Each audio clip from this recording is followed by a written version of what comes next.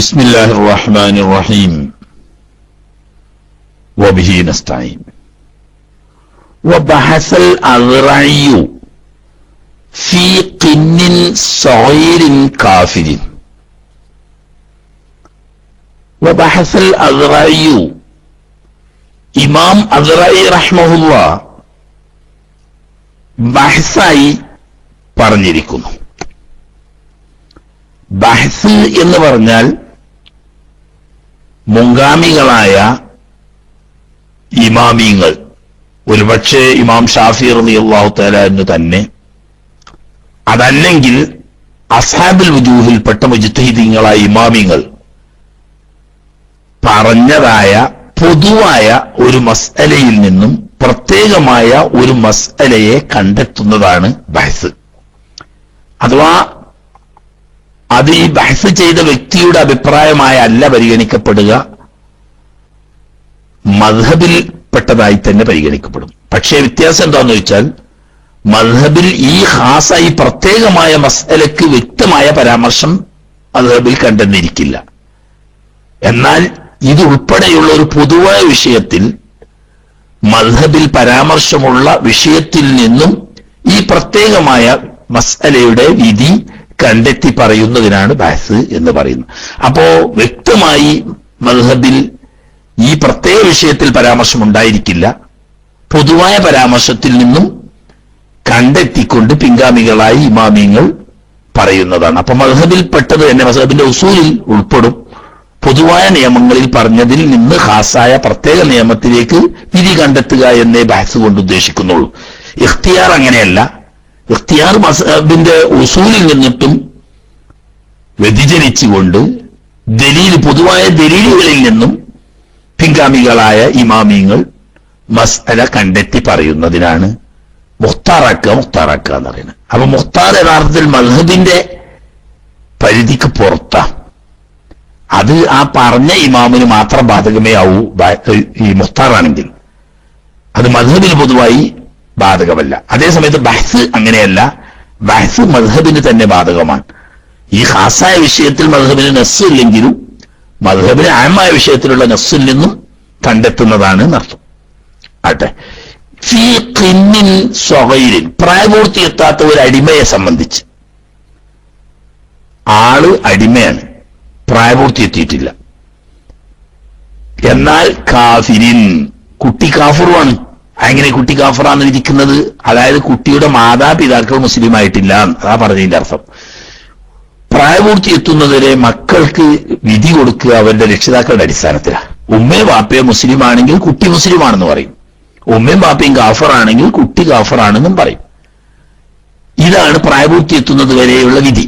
അപ്പോ ഒരു കാഫറായ മാതാപിതാക്കളിൽ ജനിച്ച ഒരു കുട്ടിയായ അടിമ, ഈ കുട്ടി എന്ത് ചെയ്തിട്ടുണ്ട്? നതഖ ബിശഹാദത്തൈൻ, കുട്ടി 2 ഷഹാദത്ത് കലിമ ഉച്ചരിച്ചു. അപ്പൊ മുസ്ലിമാണെന്ന് വെച്ചൂടെ? ഇല്ല. അതിനാ പറഞ്ഞ പ്രായപൂർത്തി എത്തുന്നത് വരെ കുട്ടികൾക്ക് സ്വന്തമായി വിധിയില്ല. കുട്ടികളുടെ വിധി മാതാപിതാക്കളുടേതാണ്. അപ്പൊ മാതാവും പിതാവും കാഫറാണെങ്കിൽ കുട്ടി കാഫർ എന്ന് വിധിച്ചു. അപ്പൊ കാഫർ എന്ന് വിധിയുള്ള കാഫറായ മാതാപിതാക്കളുടെ പ്രായപൂർത്തി എത്താത്ത ഒരു അടിമക്കുട്ടി, ഈ അടിമക്കുട്ടി ഷഹാദത്ത് കലിമ ചൊല്ലിയാൽ ആ കുട്ടിയെ സംബന്ധിച്ചാണ് ബഹ്സായി പറയുന്നത്. എന്താണ് പറയുന്നത്? അന്നഹു യുഅ്മറു, ഈ കുട്ടിയോട്, ഈ അടിമയായിരിക്കുന്ന ഈ കുട്ടിയോട് കൽപ്പിക്കപ്പെടണം നദ്ബൻ, സുന്നത്തായിട്ട്. അവിടെ വുജൂബില്ല. സാധാരണ വകതിരിവെത്തിയ കുട്ടികളോട് 7 വയസ്സ് പൂർത്തിയായാൽ നിസ്കാരം കൊണ്ട് കൽപ്പിക്കലും 10 വയസ്സ് പൂർത്തിയായിട്ടും നിസ്കരിക്കുന്നില്ലെങ്കിൽ അടിക്കലും വുജൂബാണ്. ഇവിടെ കുട്ടി മുസ്ലിം ആയി എന്ന് വിധി പറയാൻ പറ്റുന്നില്ലെങ്കിലും കുട്ടി ഷഹാദയിൽ വലിയിട്ടുണ്ട്. പക്ഷേ കുട്ടിയുടെ ഉമ്മയും ബാപ്പയും മുസ്ലിം അല്ലാത്തത് കൊണ്ട് മുസ്ലിം എന്ന് വിധിയില്ല. ഈ കുട്ടി ഷഹാദത്ത് കലിമ ചൊല്ലിയിട്ടുണ്ടല്ലോ എന്നത് വെച്ചിട്ട് നിസ്കാരാദി കാര്യങ്ങളെ കൊണ്ട് കുട്ടിയോട് കൽപ്പിക്കൽ സുന്നത്തുണ്ട്. അതാണ് സ്വലാത്തി വസ്സൗമി എന്ന് പറഞ്ഞു. അതായത് യുഹസ്സു അലൈഹിമ, ഈ നിസ്കരിക്കാൻ വേണ്ടിയിട്ടും നോമ്പെടുക്കാൻ വേണ്ടിയിട്ടും ഒക്കെ കുട്ടിയോട് പ്രേരിപ്പിക്കപ്പെടണം. മിൻ ഗൈരി ളർബിൻ, അടിക്കാൻ പാടില്ല. അത് 10 വയസ്സായാലും അടിക്കണ്ട. 7 വയസ്സ് പൂർത്തിയായോടെ മുതൽ നിസ്കരിക്കാൻ വേണ്ടിയിട്ടും നോമ്പൊൽക്കാൻ വേണ്ടിയിട്ടും നല്ല കാര്യങ്ങൾ ചെയ്യാൻ വേണ്ടിയിട്ടും ചീത്ത കാര്യങ്ങൾ വെടിയാൻ വേണ്ടിയിട്ടും പ്രേരിപ്പിക്കുകയും പ്രചോദനം നൽകുകയും കൽപ്പിക്കുകയൊക്കെ ചെയ്യാം. പക്ഷേ 10 വയസ്സായിട്ടും കുട്ടി അത് ചെയ്യുന്നില്ലെങ്കിൽ അടിക്കേണ്ടതില്ല. അപ്പോ മുസ്ലിമായ കുട്ടികൾക്ക് 7 വയസ്സ് പൂർത്തിയായി കഴിഞ്ഞ് വകതിരിവും ഉണ്ടെങ്കിൽ കൽപ്പിക്കലും 10 വയസ്സ് കഴിഞ്ഞിട്ട് വേണ്ടി വന്നാൽ അടിക്കലും വുജൂബാണ് എന്ന് അയിമ്മത്ത് പറഞ്ഞിട്ടുണ്ട്. ആ പറഞ്ഞ ഖൗലിൽ നിന്നും ബഹസായിട്ട് ഷഹാദത്ത് കലിമ ചൊല്ലിയ കാഫിരീങ്ങളുടെ കുട്ടികളാവുന്ന അടിമക്കുട്ടി ഈ കുട്ടിയോട് കൽപ്പിക്കൽ സുന്നത്ത് വരും, പക്ഷേ വുജൂബില്ല. അതുപോലെ തന്നെ അടിക്കലും കൽപ്പനയില്ല എന്ന് ഇമാം മദ്റായി റഹ്മഹുല്ലാഹ് ബഹസായി പറഞ്ഞിരിക്കുന്നു. എന്തിനാണ് ഇങ്ങനെയുള്ള കുട്ടിയോട് നിസ്കരിക്കാൻ വേണ്ടി പ്രചോദനം നൽകുകയും കൽപ്പിക്കുകയും ഒക്കെ വേണമെന്ന് പറയുന്നത്? ലിഫ ഈ കുട്ടി ഇണങ്ങിച്ചേരാൻ വേണ്ടിയിട്ട് അൽ ഖൈറ ഹൈറിനോട്, നിസ്കാരം നോമ്പ് തുടങ്ങിയ ഹൈറായ കാര്യങ്ങളോട് ഒരു ഇണക്കം കിട്ടാൻ വേണ്ടിയിട്ട് ബാദ ബുലൂഗി ഈ കുട്ടിക്ക് പ്രായപൂർത്തിയെത്തിയതിനു ശേഷം.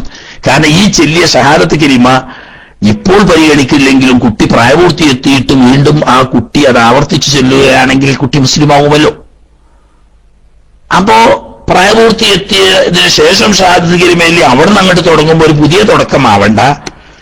തമീസ് എത്തി 7 വയസ്സ് കഴിഞ്ഞാൽ പിന്നെ നിസ്കരിക്കാൻ കൽപ്പിച്ച നിസ്കാരം നോമ്പാദി കാര്യങ്ങൾ ശീലിക്കുകയും അത് 10 വയസ്സ് കഴിഞ്ഞതിന് ശേഷം പതിവാക്കുകയും ചെയ്തു കഴിഞ്ഞാൽ പ്രായപൂർത്തിയെത്തിയതിനു ശേഷം ഷഹാദത്ത് കലിമ ചൊല്ലിയാൽ നിസ്കാരാദി കർമ്മങ്ങൾ അനുഷ്ഠിക്കുക എന്നത് കുട്ടിക്ക് സ്വാഭാവികമായും പ്രയാസമുണ്ടാവില്ല. കാരണം നേരത്തെ തന്നെ ശീലമുള്ളത് കൊണ്ട്.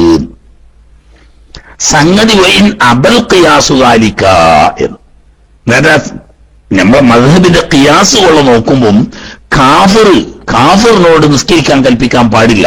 പ്രായപൂർത്തിയെത്തുന്നത് വരെ കുട്ടി ഷഹാദത്ത് കലിമ ചൊല്ലിയിട്ടുണ്ടെങ്കിൽ പോലും കുട്ടി കാഫിറിന്റെ ഹുക്കുമിനെയാണല്ലോ ശറഅന്റെ പ്രത്യക്ഷത്തിൽ, ആഖിറത്തിലല്ല ദുന്യാവിൽ പ്രത്യക്ഷത്തിൽ ശറഅന്റെ കാഴ്ചപ്പാടിൽ പ്രായപൂർത്തിയെത്താത്ത കുട്ടി മാതാപിതാക്കളോട് തുടരുകയാണ് ചെയ്യുന്നത്. അപ്പൊ മാതാപിതാക്കൾ ഇസ്ലാമിൽ വരാത്തത് കൊണ്ട് ഇസ്ലാമിന്റെ വിധി ബാധകമല്ലല്ലോ. ആ നില നോക്കുമ്പോൾ കുട്ടിയോട് നിസ്കരിക്കാൻ കൽപ്പിക്കാനും അതിന് പ്രചോദനം നൽകാനും ഒന്നും വഴിയില്ല. പക്ഷേ ഈ കുട്ടി നിസ്കാരാദി സൽക്കർമ്മങ്ങൾ എടുക്കുകയും ചീത്ത കാര്യങ്ങൾ വെടിയുകയും ചെയ്ത് ശീലിച്ചു കഴിഞ്ഞാൽ ചെല്ലിയ ഷഹാദത്ത് കലിമയിൽ കുട്ടി പ്രായപൂർത്തിയെത്തിയതിനു ശേഷം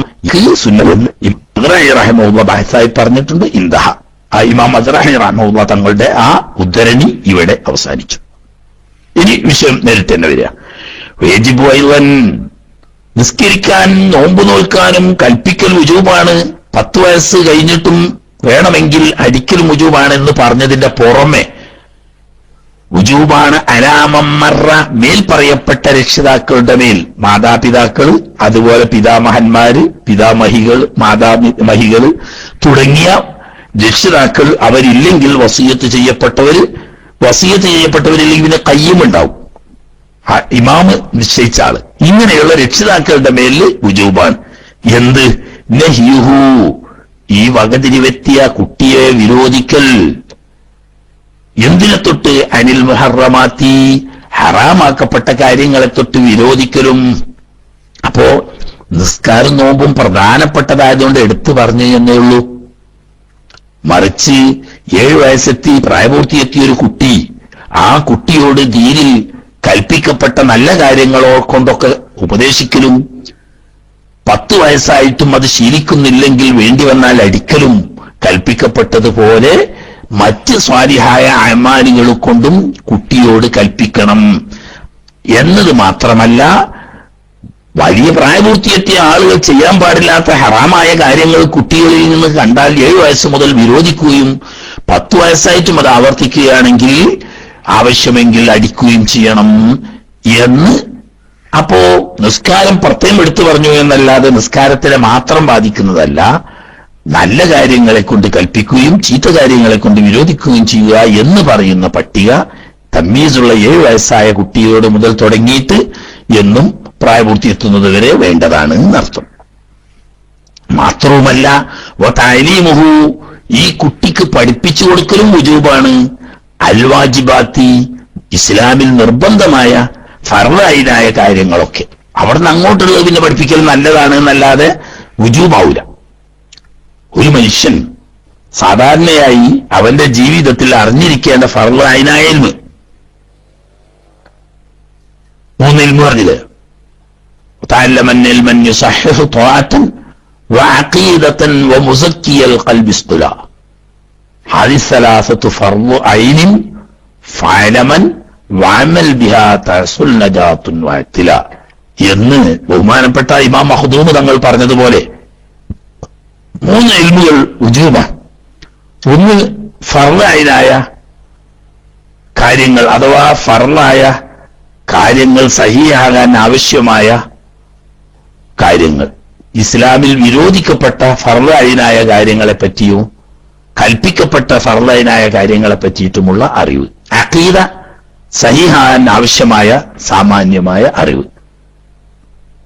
ആത്മസംസ്കരണം വരുത്താൻ ആവശ്യമായ ഫർളായ ഇൽമ്. ഇങ്ങനെ ഈ 3 തരത്തിലുള്ള ഇൽമ് ഫർളായി, ഇങ്ങനെയുള്ള ഫർളായ ഇൽമുകളെയൊക്കെ പഠിപ്പിക്കലും രക്ഷിതാക്കളുടെ മേൽ നിർബന്ധമാണ്. ഇനി ഫർളായിന് എന്ന് മാത്രമല്ല വനഹ്വഹ, അതുപോലെയുള്ള കാര്യങ്ങൾ ഇസ്ലാമിന്റെ പ്രത്യക്ഷമായ വിധിവിലക്കുകളൊക്കെ കുട്ടികളെ പഠിപ്പിക്കുക.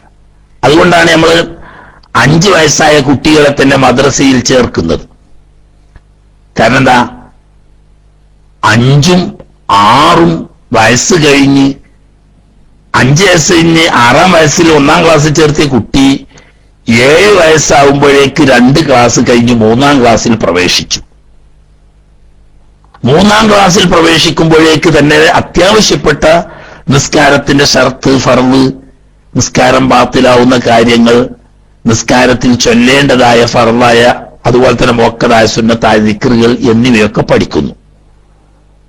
അതുപോലെ തന്നെ അള്ളാഹുവിനെ സംബന്ധിച്ചും അവന്റെ മലായിക്കത്തിനെ സംബന്ധിച്ചും കിതാബുകളെ സംബന്ധിച്ചും അംബിയാ മുർസലുകളെ സംബന്ധിച്ചും ഖിയാമത്ത് നാളിനെ സംബന്ധിച്ചും ഖൈർ ഷർറാവുന്ന ഖദറുകളെ സംബന്ധിച്ചൊക്കെ ചുരുങ്ങിയ പാഠം 2ആം ക്ലാസ്സിൽ തന്നെ കൊടുക്കുന്നു.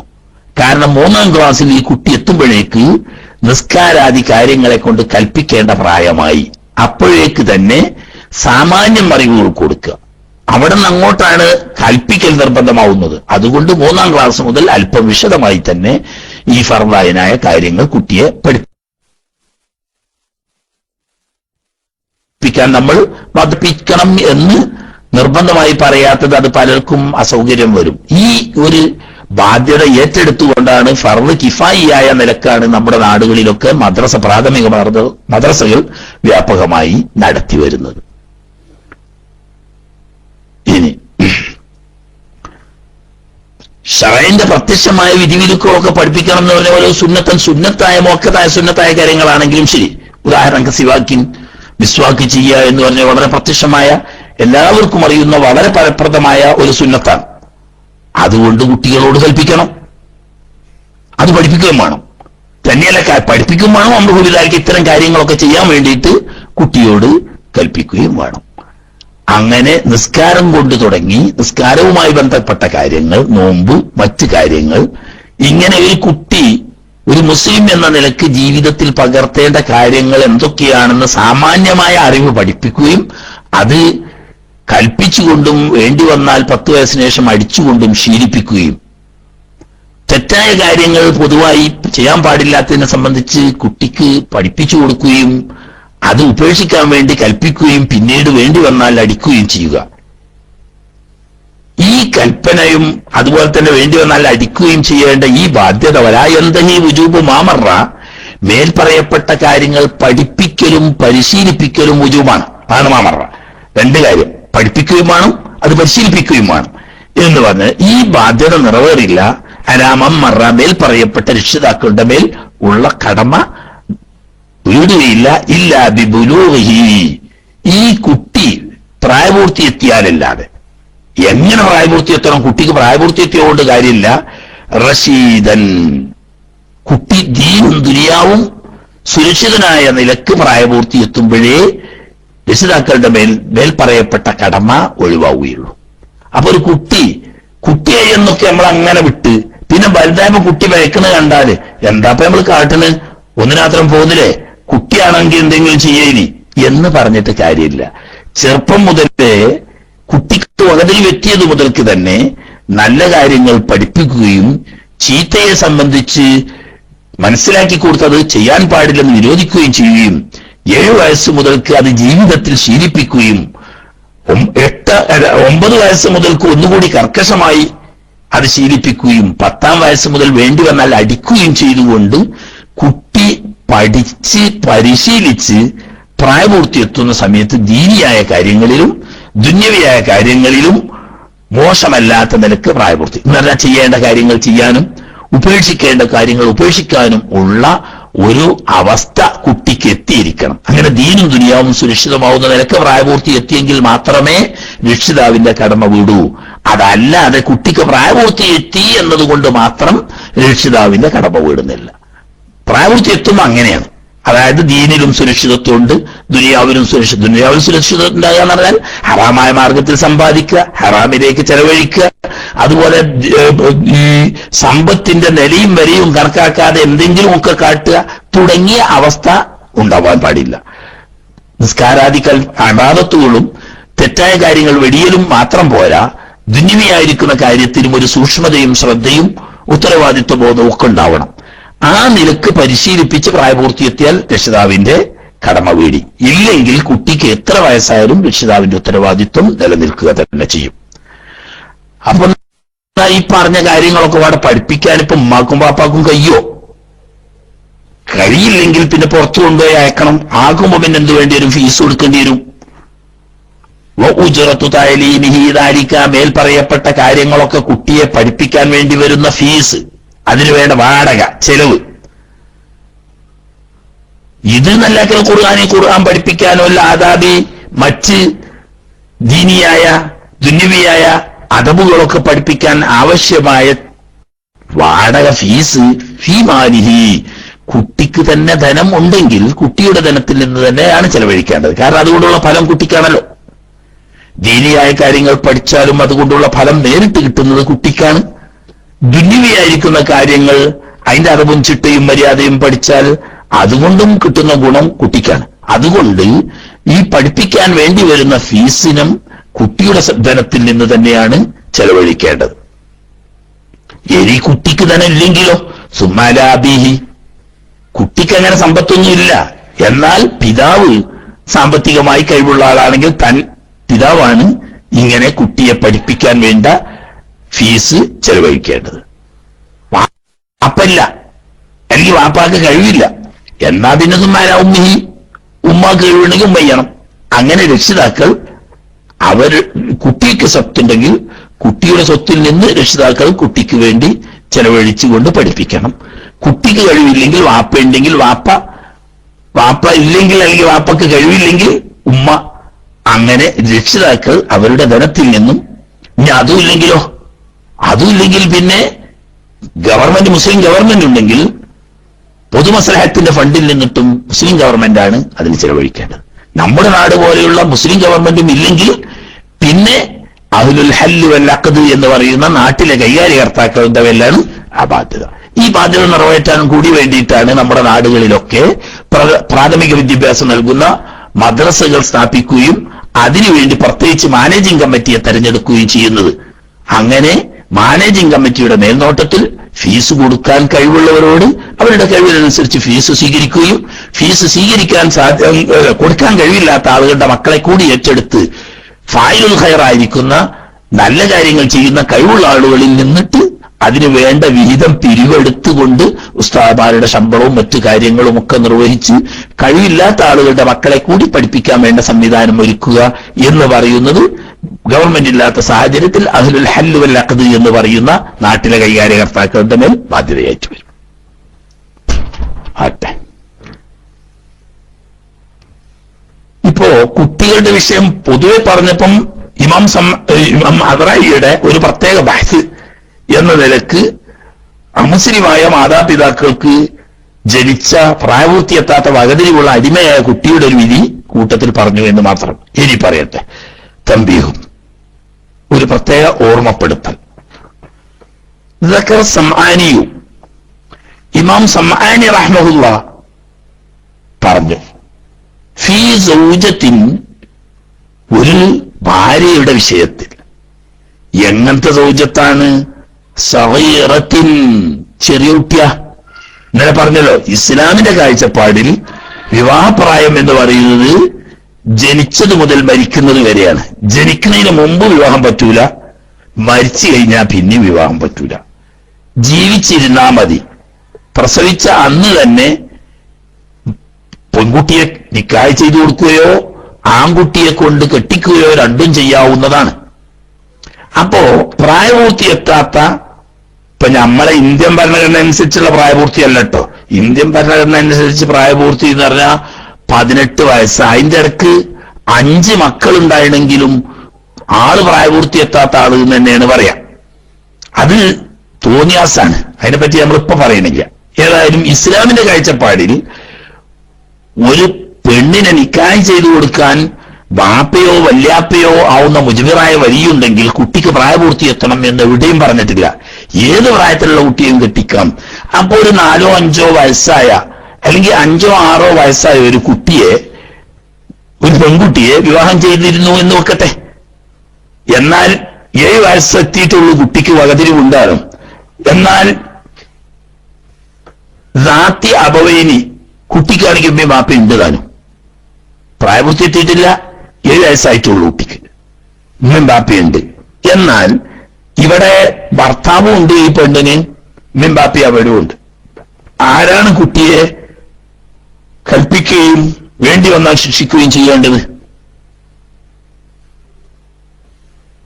അന്ന വുജൂബ മാമറ, മേൽ പറയപ്പെട്ട കാര്യങ്ങൾ പഠിപ്പിക്കലും പരിശീലിപ്പിക്കലും ഒക്കെ വുജൂബാകൽ അലൈഹിമ, ഉമ്മാപ്പമാരുടെ മേൽ തന്നെ.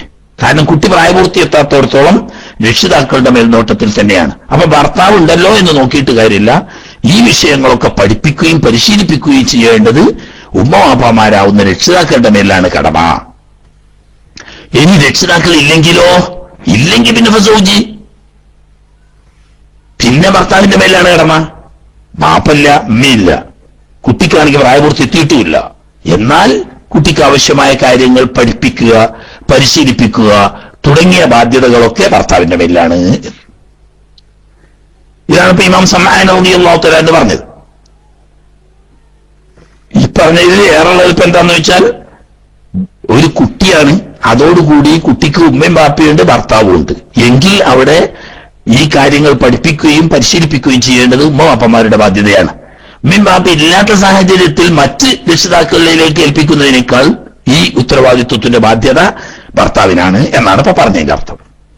വഖദിയത്തുഹു, ഇമാം സമ്മാൻ റളിയല്ലാഹു തആല അൻഹു പറഞ്ഞ ഈ ഖൗലിന്റെ ആശയം വുജൂബു ദർബിഹാ, ഈ ബാധ്യതയൊക്കെ രക്ഷിതാവാണ്.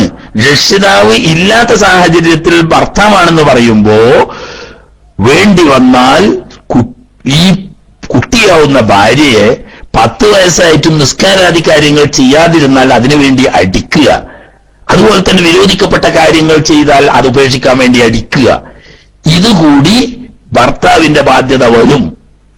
മോപ്പമാരാണ് ചെയ്യേണ്ടത്. മോപ്പമാരില്ലെങ്കിൽ പിന്നെ ഭർത്താവ് പറഞ്ഞില്ലേ. അപ്പൊ ഈ ഭർത്താവ് 10 വയസ്സായാൽ നിസ്കരിക്കുന്നില്ലെങ്കിൽ അതിന്റെ പേര് ഭാര്യയെ അടിക്കുക, അതുപോലെ തന്നെ തെറ്റായ കാര്യങ്ങൾ ചെയ്തിട്ടുണ്ടെങ്കിൽ അതിന് വേണ്ടിയിട്ട് അടിക്കുക തുടങ്ങിയ കാര്യം രക്ഷിതാക്കൾക്ക് വുജൂബാവുന്നത് പോലെ ഭർത്താവിന് വുജൂബാകും എന്നാണ്. ഈ പറയപ്പെട്ട കാര്യങ്ങളൊക്കെ ഉമ്മവാപ്പമാരുടെ മേലും അതില്ലെങ്കിൽ പിന്നെ ഭർത്താവിന്റെ മേലും വുജൂബാണ് എന്ന് പറഞ്ഞപ്പം ഉമ്മവാപ്പമാർക്ക് വുജൂബാവുന്ന കാര്യമാണല്ലോ 10 വയസ്സിന് ശേഷം വേണ്ടി വന്നാൽ അടിക്കുക എന്ന് പറയുന്നത്. അത് വുജൂബുമാണല്ലോ എന്നതുപോലെ ഭർത്താവിനും വുജൂബ് വരും എന്നാണ് ഇമാം സമ്മാൻ റഹ്മഹുല്ലാഹ് തങ്ങൾ പറഞ്ഞ ആ ഖൗലിന്റെ ആശയം. അവിടെ പക്ഷേ വലൂഫിൽ കബീറത്തി, റഷീദായി ബുലൂഗായ പിന്നെ ഉത്തരവാദിത്വം കഴിഞ്ഞ്, റഷീദായി ബുലൂഗായിട്ടില്ലെങ്കിലോ പ്രായപൂർത്തി എത്തിയാലും ഉത്തരവാദിത്വം രക്ഷിതാക്കൾ തന്നെയല്ലേ. അപ്പൊ ആ നിലക്ക് ഭർത്താവിന് ആണ് ഉത്തരവാദിത്വം വരിക. അപ്പൊ പിന്നീട് പെണ്ണിന് പ്രായപൂർത്തി എത്തി പക്ഷേ റഷീദായി ബുലൂഗായിട്ടില്ല, എന്നാൽ രക്ഷിതാവിന്റെ ഉത്തരവാദിത്വം തീരാത്തതുപോലെ രക്ഷിതാവിന്റെ സ്ഥാനത്ത് നിൽക്കുന്ന ഭർത്താവിന് ഉത്തരവാദിത്വം ഉണ്ട് എന്നാണ് അപ്പറഞ്ഞ ഖൗലിന്റെ താല്പര്യം. അത് വ്യക്തമായി പറഞ്ഞതല്ല, അപ്പറഞ്ഞ ഖൗലിന്റെ ആശയം അങ്ങനെയാണ്. എന്നാൽ സ്വറഹ ജമാലുൽ ഇസ്ലാമുൽ ബിസ്രിയു ബിസാരിയു, ബാവിന് കസറായിട്ട് സാവിന് ഫത്തായിട്ട് ബിസരി. ജമാലുൽ ഇസ്ലാം അൽ ബിസരി റഹിമഹുല്ലാ വ്യക്തമായി തന്നെ ഇത് പ്രായപൂർത്തി എത്തിയ ഇതിന് ശേഷമാണെങ്കിൽ പോലും റഷീദായി ബുലൂഗായിട്ടില്ലെങ്കിൽ ഫർളായ നിസ്കാരാധികാര്യങ്ങൾ ചെയ്യാത്തതിന് വേണ്ടിയിട്ടും ഹറാമായ കാര്യങ്ങൾ ചെയ്തതിന് വേണ്ടിയിട്ടുമൊക്കെ അടിക്കൽ ഉൾപ്പെടെ രക്ഷിതാവിന് സ്ഥാനത്ത് വരുന്ന ഭർത്താവിനും വുജൂബാണ് എന്ന് വ്യക്തമായി തന്നെ പറഞ്ഞിട്ടുണ്ട്. എന്നാൽ ആന ശൈഖുന ഇങ്ങനെ ഇമാം സംആനി പറഞ്ഞ ഖൗലിന്റെ ആശയത്തിൽ അത് ലഭിക്കും. അതിന് പുറമെ ഇമാം ബിസരി, ജമാലുൽ ഇസ്ലാം ബിസരി റഹ്മഹുല്ലാ അത് വ്യക്തമായി തന്നെ പറയുകയും ചെയ്തെങ്കിലും ഇവിടെ ഒരു ഉപാധി വേണം. ശൈഖുന ഇബ്നു ഹജർ അൽ ഹൈതമി റഹ്മഹുല്ലാ തങ്ങൾ പറയുന്നു, വഹുവ ഇങ്ങനെ അടിക്കൽ വരെ വുജൂബാണ് പ്രായപൂർത്തി എത്തിയിട്ടുണ്ടെങ്കിലും എന്ന് പറഞ്ഞത് ഓക്കെയാണ്. പക്ഷേ അവിടെ ഒരു ഉപാധി വേണം. ഇല്ലം യഹ്ശ നുശൂസ, നിസ്കരിക്കാത്തതിന്റെ പേരിൽ അല്ലെങ്കിൽ ജനാബത്തുണ്ടായാൽ കുളിക്കാത്തതിന്റെ പേരിൽ പ്രായപൂർത്തി എത്തിയാലും വേണമെങ്കിൽ അടിക്കൽ കടമയാണ് എന്ന് പറഞ്ഞല്ലോ. അത് പക്ഷേ അത് മുഖേന ഭാര്യ ഭർത്താക്കന്മാർ തമ്മിൽ പ്രശ്നമുണ്ടാവുകയും ഭാര്യ ഭർത്താവിനോട് അനുസരണക്കേട് കാണിക്കുകയും ചെയ്യുമെന്ന് ഭയം ഇല്ലെങ്കിലേ നിസ്കാരാദി കാര്യങ്ങൾ ഉപേക്ഷിച്ചതിന്റെ പേരിൽ അടിക്കൽ നിർബന്ധമാണ് എന്ന് വരുന്നുള്ളൂ. അങ്ങനെ ഒരു ഉപാധി വെക്കണം. അപ്പോ നിഷൂസിനെ പേടിച്ചാലോ? നിഷൂസിനെ പേടിച്ചാൽ പിന്നെ അടിക്കണ്ട, ഒന്ന് പറയാ, ഉപദേശിക്കുക, എന്നിട്ട് ചെയ്യുമെങ്കിൽ ചെയ്യട്ടെ, ചെയ്യുന്നില്ലെങ്കിൽ ചെയ്യണ്ടേ. അപ്പൊ എന്നാ തലാഖിലാണോ? തലാഖിലൊക്കെ ഓരോ സ്വാതന്ത്ര്യമാണ്, അതിന്റെ പേര് തലാഖ് ചൊല്ലിക്കോളണം എന്നില്ല. കാരണം നിസ്കരിക്കുക എന്ന് പറഞ്ഞാൽ അവളുടെ വ്യക്തിപരമായ കാര്യമാണ്. അത് ചെയ്ത അവൾക്ക് ഗുണാണ്, ചെയ്തിട്ടില്ലെങ്കിലോ അതിന്റെ ഉത്തരവാദിത്വം അവൾക്കാണ്. എന്നാൽ അത് കൽപ്പിക്കാം. അടിച്ചാൽ അതിന്റെ പേരിൽ ഭാര്യയും ഭർത്താവും തമ്മിൽ പ്രശ്നമാവുമെന്നും നുഷൂസ് ഭർത്താവിനോടുള്ള അനുസരണക്കേട് ഉണ്ടാവുമെന്നും ഭയപ്പെട്ടാൽ അടിക്കൽ വുജൂബില്ല എന്ന്. ഇതിപ്പോ വുജൂബാണ് എന്ന് അറിഞ്ഞോടത്തേക്കാണ് ഈ ഉപാധി. എന്നാൽ ശൈഖുന ഇബ്നു ഹജർ അൽ ഹൈതമി തങ്ങള് വേണ്ടി വന്നാൽ അടിക്കൽ വരെ നിർബന്ധമാകും എന്ന് പറഞ്ഞതിന് വുജൂബാണെങ്കിൽ നുശൂസ് അഥവാ പിണക്കം ഭയപ്പെടാതിരിക്കുമ്പോഴാണ് എന്ന് ശൈഖുന പറഞ്ഞെങ്കിൽ, ഇമാം സർക്കശി റഹ്മഹുല്ലാ നിരുപാധികം തന്നെ പറഞ്ഞിട്ടുണ്ട് അന്നദബ അടിക്കണം, സുന്നത്ത, വുജൂബില്ല. അതായത് പിണക്കം, ഭാര്യയും ഭർത്താവും തമ്മിലുള്ള പിണക്കം സംഭവിക്കും എന്ന് ഭയപ്പെട്ടാലും ഭയപ്പെട്ടിട്ടില്ലെങ്കിലും നിസ്കാരം തുടങ്ങിയ കാര്യങ്ങൾ ഉപേക്ഷിച്ചതിന്റെ പേരിൽ അടിക്കൽ സുന്നത്താണ്. ഇബ്നു ഹജർ ഹൈതമി തങ്ങൾ പറഞ്ഞ വുജൂബാണെന്ന് പറയണമെങ്കിൽ നുശൂസ് പേടിക്കാതിരിക്കണം. അപ്പൊ രണ്ട് കൗല് തമ്മിൽ എതിരല്ല. ഇമാം സർക്കശി പറയുന്നത് സുന്നത്താണ്, നുശൂസ് വരുന്ന പേടിച്ചാലും പേടിച്ചിട്ടില്ലെങ്കിലും ഒക്കെ കൽപ്പിക്കലും വേണ്ടി വന്നാൽ അടിക്കലും സുന്നത്തുണ്ട്. എന്നാൽ ഇമാം ജമാലുൽ ഇസ്ലാം ബിസരി റഹ്മഹുല്ലാ വ്യക്തമായി പറഞ്ഞ അടി വുജൂബാണ് എന്ന് പറഞ്ഞതിന് ഒരു ഉപാധിയാണ്. നുശൂസിനെ പേടിച്ചിട്ടില്ലെങ്കിൽ വുജൂബ് വരുള്ളൂ, ഇല്ലെങ്കിൽ വുജൂബ് വരില്ല എന്ന് ഇബ്നു ഹജർ അൽ ഹൈതമി ഖൈദ് കൊടുത്തത്. ഇനി ഫർള് ഐനായ കാര്യങ്ങളൊക്കെ പഠിപ്പിക്കൽ രക്ഷിതാക്കൾക്ക് വുജൂബാണെന്ന് പറഞ്ഞല്ലോ. എല്ലാം കൂടി ഒപ്പം പഠിപ്പിക്കാൻ കഴിയൂലല്ലോ. എന്നാലോ അവ്വലു വാജിബിൻ, നിർബന്ധമാവുന്നതിൽ വെച്ച് ആദ്യത്തേത് എത്രത്തോളം ആദ്യം ഹത്താരൽ അംരി ബിസ്വലാത്തി, നിസ്കാരം കൊണ്ട് കൽപ്പിക്കൽ ഉൾപ്പെടെ, കമാഖാലു, അങ്ങനെയാണ് ഇമാമിങ്ങൾ പറഞ്ഞത്. നിസ്കാരം കൊണ്ട് കൽപ്പിക്കണം, നോമ്പ് കൊണ്ട് കൽപ്പിക്കണം തുടങ്ങിയ കാര്യങ്ങൾ ചെയ്യാനും തെറ്റായ കാര്യങ്ങൾ വെടിയാനും കൽപ്പിക്കൽ വുജൂബാണെന്ന് പറഞ്ഞല്ലോ.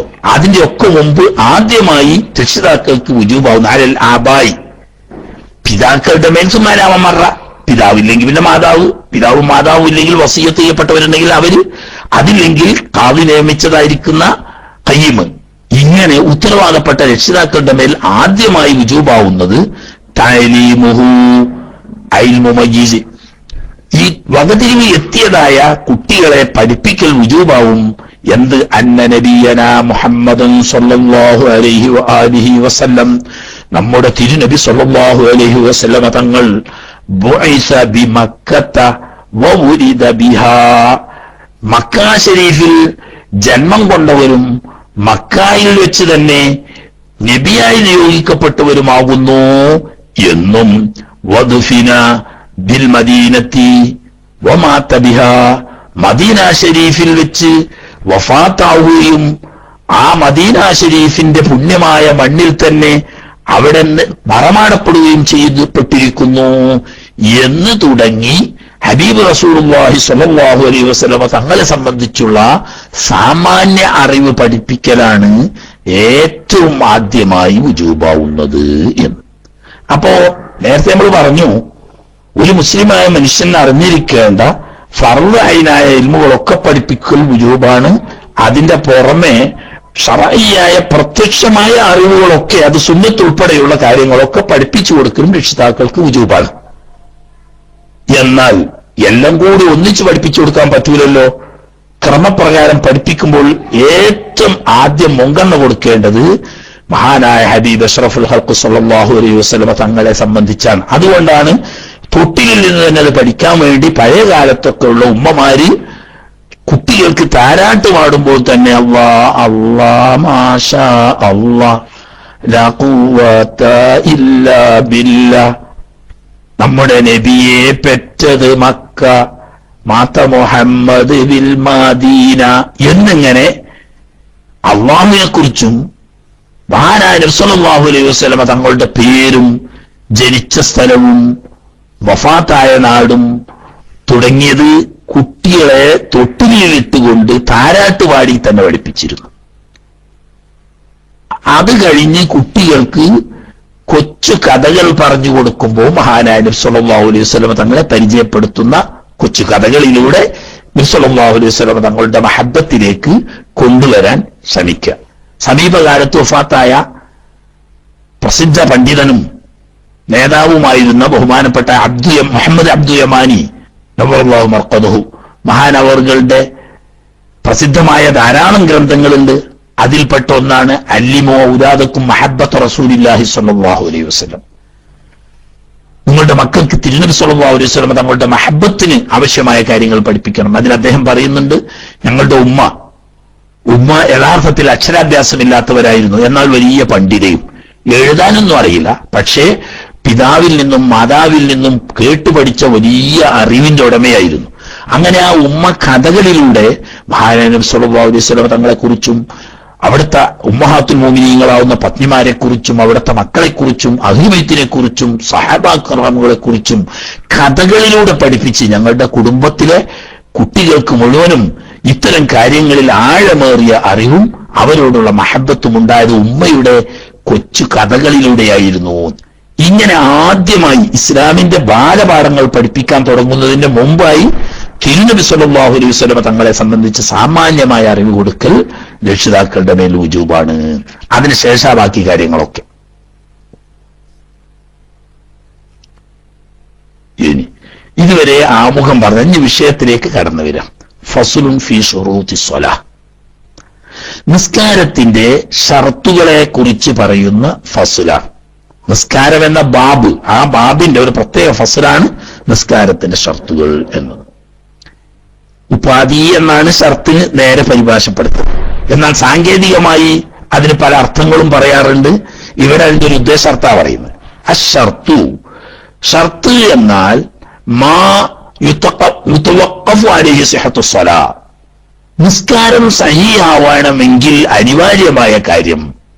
യഥാർത്ഥത്തിൽ വലൈസ മിന്ന, അത് നിസ്കാരത്തിൽ ഉൾക്കൊള്ളുന്നതല്ലതാണ്, നിസ്കാരത്തിൽ ഉൾപ്പെട്ടതല്ല. എന്നാൽ അതോടുകൂടി അല്ലാതെ നിസ്കാരം സഹിയാവുകയും ഇല്ല. അതുകൊണ്ടാണ് നിസ്കാരത്തിന്റെ ഭാഗമല്ല, ഉപാധിയാണ് എന്ന് പറഞ്ഞു. റുക്നുകളെ സംബന്ധിച്ച് നമസ്കാരത്തിലെ ഭാഗങ്ങൾ എന്നാ പറയും. അതേ സംബന്ധിച്ച് ഷർത്തുകളെ സംബന്ധിച്ച് ഉപാധികൾ എന്ന പരപ്രധാന അശുദ്ധീന് ശുദ്ധിയാകാൻ നിസ്കാരത്തിന്റെ ഭാഗമല്ലല്ലോ. എന്നാൽ അശുദ്ധീന് ശുദ്ധിയാകാൻ നിസ്കരിച്ച സഹിയാവോ? ഔട്ടില്ലാണ്. അതുപോലെ തന്നെ ഔറത്ത് മറക്കാൻ നിസ്കാരത്തിന്റെ ഭാഗമല്ല, എന്നാൽ ഔറത്ത് മറക്കാൻ നിസ്കാരം സഹിയാവൂല. അത് തന്നെ വലിയ ശുദ്ധി ഉണ്ടെങ്കിൽ അത് ശുദ്ധിയാക്കാൻ ഞാൻ നിസ്കാരം സഹിയാവില്ല, എന്നാൽ വലിയ ശുദ്ധിന് ശുദ്ധിയാക്കാൻ നിസ്കാരത്തിന്റെ ഭാഗമല്ല. അപ്പോ വലൈസ മിന്ന എന്ന് പറഞ്ഞാൽ നിസ്കാരത്തിന്റെ ഭാഗത്തിൽപ്പെട്ടതല്ല, എന്നാൽ നിസ്കാരം സഹിയാവണമെങ്കിൽ അതുണ്ടായേ പറ്റൂ. ഇങ്ങനെയുള്ള കാര്യങ്ങൾക്കാണ് ഷർത്ത് എന്ന് പറയുന്നത്.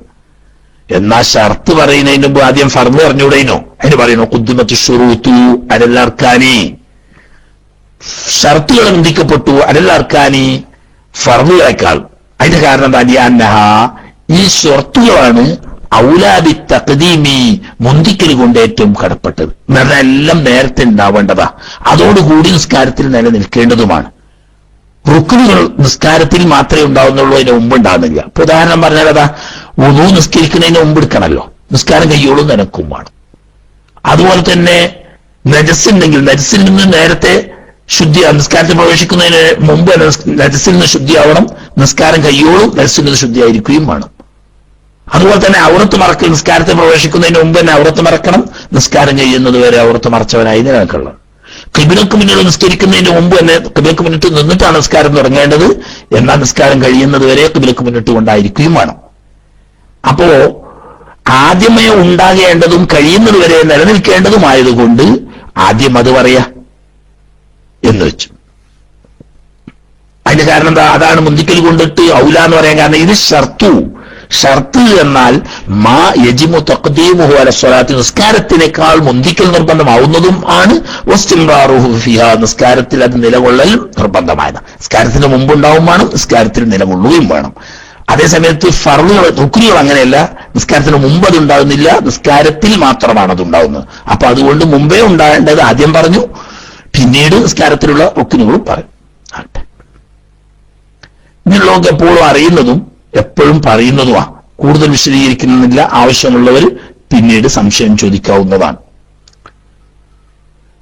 ശുറൂത്തു സ്വലാത്തി ഹംസത്തു, നിസ്കാരത്തിന്റെ ഷർത്തുകൾ 5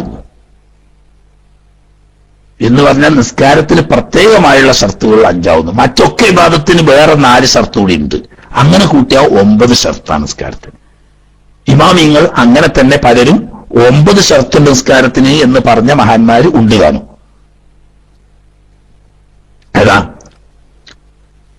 അതായത് സാധാരണ നമ്മൾ പറയുന്ന 5 ഷർത്തിന്റെ പുറമെ മുസ്ലിം ആവണം. മുസ്ലിം ആവുക എന്നത് ഒരു ഷർത്താണ്. അതുപോലെ തന്നെ നിസ്കാരം ഫർളാണെന്നറിയണം, നിസ്കാരത്തിന്റെ രൂപം എങ്ങനെയാണ് എന്നറിയണം, ആൾക്ക് വകതിരിവുണ്ടായിരിക്കണം. ഇതൊക്കെ ഷർത്തുകളാണ്. പക്ഷെ ഇത് നിസ്കാരത്തിന് മാത്രം ബാധകമല്ല, എല്ലാ ഇബാദത്തിനും ഷർത്താ. ഏത് ഇബാദത്ത് ചെയ്യുകയാണെങ്കിലും മുസ്ലിം ആയിരിക്കണം, വകതിരിവുള്ളവനായിരിക്കണം, അതോടുകൂടി തന്നെ ഫർളാണെന്ന് അറിഞ്ഞിരിക്കണം, ഈ സംഗതിയുടെ രൂപം എങ്ങനെയാണെന്ന് അറിഞ്ഞിരിക്കണം. അപ്പൊ അത് 4 കൂടി കൂട്ടിയാൽ നിസ്കാരത്തിന്റെ ഷർത്തുകൾ 9. അത് പൊതുവായി എല്ലാ ഇബാദത്തിനും വേണ്ടതാണ്, നിസ്കാരത്തിന് പ്രത്യേകം എണ്ണുന്നില്ല എന്ന് വെച്ചിട്ടാണ് ബാക്കി നിസ്കാരത്തിന് പ്രത്യേകം വരുന്ന 5 ഷർത്തുകൾ പറഞ്ഞത്. അപ്പൊ 5ഉം 4ഉം 9 ഷർത്തുണ്ട് ആ ചുരുക്കം. അതിൽ 5ൽ നിന്ന് ഒന്നാമത്തേത് ത്വഹാറത്തുൻ അൻ ഹദസിൻ വജനാബത്തിൻ, ചെറിയ അശുദ്ധിയിൽ നിന്നും വലിയ അശുദ്ധിയിൽ നിന്നും ശുദ്ധിയാകുക. ഇവിടെ ജനാബത്ത് എന്ന് പറഞ്ഞുകൊണ്ട് ഉദ്ദേശം അത്രയേ ഉള്ളൂ. വലിയ ശുദ്ധി, വലിയ അശുദ്ധിയിൽപ്പെട്ട ഏത് അശുദ്ധിയാണെങ്കിലും ആ ശുദ്ധിയിൽ നിന്ന് ശുദ്ധിയാവണം, ചെറിയ അശുദ്ധിയിൽ നിന്നും ശുദ്ധിയാവണം. ഇതാണ് ഇപ്പോ ഒന്നാമത്തെ ഷർത്ത്. അതൊക്കെ ഓരോന്നും ഇനി വിശദമായി പിന്നീട് പറയും. അപ്പോ ത്വഹാറത്ത് എന്ന് പറഞ്ഞപ്പോ എന്താണ് ത്വഹാറത്ത് എന്ന് വിശദീകരിക്കേണ്ടി വന്നു. പിന്നെ ഹദസ് എന്താണ്, ജനാബത്ത് എന്താണെന്ന് പിന്നെ പറയും. ത്വഹാറത്ത് എന്ന പദം ലോകത്തൻ ഭാഷാർത്ഥത്തിൽ, അറബി ഭാഷയിൽ ത്വഹാറത്ത് എന്ന് പറഞ്ഞാൽ അന്നവാഫത്തു, വൃത്തി എന്നതിനർത്ഥമുള്ളൂ. ഭാഷയിൽ അത്രയും അർത്ഥമുള്ളൂ. അതായത് വൽ ഖുലൂസു മിന ദനസി, അഴുക്കിൽ നിന്നൊക്കെ ഒഴിവാകുക എന്നേ അതിന് ഭാഷാപരമായി അർത്ഥം ഉള്ളൂ. എന്നാൽ ശറഇൽ ത്വഹാറത്ത് എന്ന് പറഞ്ഞാൽ അതല്ല, മറിച്ച് റഫ്ഉൽ മൻഇ, തടസ്സം നീക്കുക എന്നാണ്. എങ്ങനെയുള്ള തടസ്സം? അൽ മുതറത്തബി അലൽ ഹദസി, അശുദ്ധിയോ അനുബന്ധിച്ച് വരുന്നതോ, അവിൻ നജസി അല്ലെങ്കിൽ നജസിനെ അനുബന്ധിച്ച് വരുന്നതോ.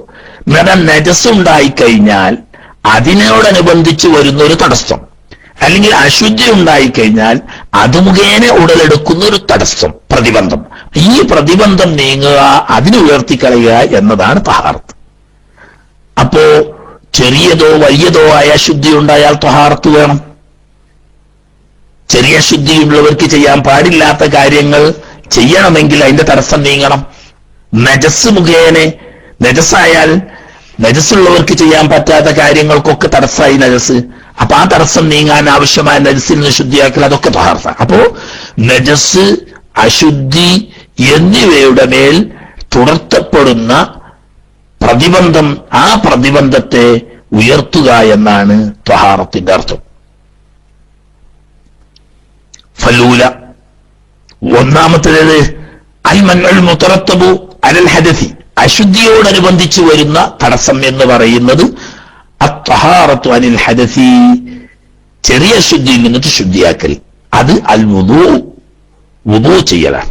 ചെറിയ ശുദ്ധിയിൽ നിന്നിട്ട് ശുദ്ധിയാകുക എന്നറിയണമെങ്കിൽ ഒരാൾ നന്നായി വെള്ളത്തിൽ ഒലിക്കുന്ന വെള്ളത്തിൽ മുങ്ങി, എന്നിട്ട് പിന്നെ നന്നായിട്ട് സോപ്പ് തേച്ച് പിന്നെയും മുങ്ങി, പിന്നെയും കയറിയിട്ട് നന്നായിട്ട് സോപ്പ് തേച്ച് നല്ല ചകിരിയിട്ട് ശരീരമൊക്കെ ഒരച്ചു, പിന്നെയും കുളിച്ചു, അങ്ങനെ 3 വട്ടം നന്നായിട്ട് കഴുകി ഒരച്ച് സോപ്പ് തേച്ച് കുളിച്ചു, എന്നാലും ചെറിയ ശുദ്ധി വരൂല. കാരണം എന്താ? ഈ അശുദ്ധിയോടനുബന്ധിച്ച് വരുന്ന തടസ്സം, ആ തടസ്സം നീങ്ങണമെങ്കിൽ അതിന്റെ നിബന്ധന വുദൂ എടുക്കുക എന്ന്. അതിനിപ്പോ കുളിക്കേണ്ടെന്നും ആവശ്യമില്ല, വുദൂ എടുക്കുക. ഈ വുദൂ എന്ന പദം ബിളമ്മിൽ വാവി, വാവിന് ലൊമ്മ് കൊണ്ട് വായിക്കുമ്പോൾ, വുദൂ എന്ന് വായിക്കുമ്പോൾ ഇസ്തിഅമാലുൽ മാഇ, വെള്ളം ഉപയോഗിക്കുക എന്നാണ് ആ വാക്കിനർത്ഥം. ഫീ അഅ്ളാഇ മഖ്സൂസ, പ്രത്യേകം ശറയിൽ കൽപ്പിക്കപ്പെട്ട അവയവങ്ങളിൽ വെള്ളം ഉപയോഗിക്കുക. എങ്ങനെ ഉപയോഗിക്കണം? മുഫ്തതഹൻ ബിനിയ്യത്തിൻ, നിയ്യത്ത് കൊണ്ട് തുടങ്ങിയിട്ട്, നിയ്യത്ത് കൊണ്ട് തുടങ്ങി പ്രത്യേകം ശറയിൽ കൽപ്പിക്കപ്പെട്ട അവയവങ്ങളിൽ വെള്ളം ഉപയോഗിക്കുന്നതിനാണ് വുദൂ എന്ന് പറയാം. അതിന് നമ്മൾ ഭാഷയിൽ വുദൂ ചെയ്യുക എന്ന് പറയും, അംഗശുദ്ധി വരുത്തുക എന്നൊക്കെ പരിഭാഷപ്പെടുത്തും. ഇനി വബിഫത്ഹിഹ, വദൂ എന്ന് പറഞ്ഞാലോ, ഈ വാവിന് ലൊമ്മ് കൊണ്ടൊരു വായനയുണ്ട്. അങ്ങനെ വായിച്ചാൽ മാ യുതവല്ലഉ ബിഹി, വുദൂ ചെയ്യാൻ ഉപയോഗിക്കുന്ന വസ്തു അഥവാ വെള്ളം. വുദൂ എന്ന് പറഞ്ഞാൽ ഈ അംഗശുദ്ധി വരുത്തൽ, വദൂ എന്ന് പറഞ്ഞാൽ അംഗശുദ്ധി വരുത്താനുള്ള വെള്ളം എന്നുമാണ് അർത്ഥം. ഇപ്പൊ നിസ്കാരത്തിന്റെ ഒന്നാമത്തെ ഷർത്ത് അശുദ്ധിന്ന് ശുദ്ധിയാലാണല്ലോ. അതിന്റെ ഒന്നാമത്തെ ഭാഗം ചെറിയ ശുദ്ധിന്ന് ശുദ്ധിയാലാണ്. എന്നാൽ വക്കാന ഇബ്തിദാ വുജൂബിഹി, ഈ വുദൂ വുജൂബാണ് എന്നത് തുടങ്ങിയത്, വുദൂവിന്റെ വുജൂബിയത്ത് തുടങ്ങിയത് മാബ്തിദാ വുജൂബിൽ മക്തൂബത്തി, 5 വക്ത് നിസ്കാരം വുജൂബാകുന്നത് തുടങ്ങിയത് എപ്പോഴാണോ അവിടെ മുതൽക്ക് തന്നെയാണ്.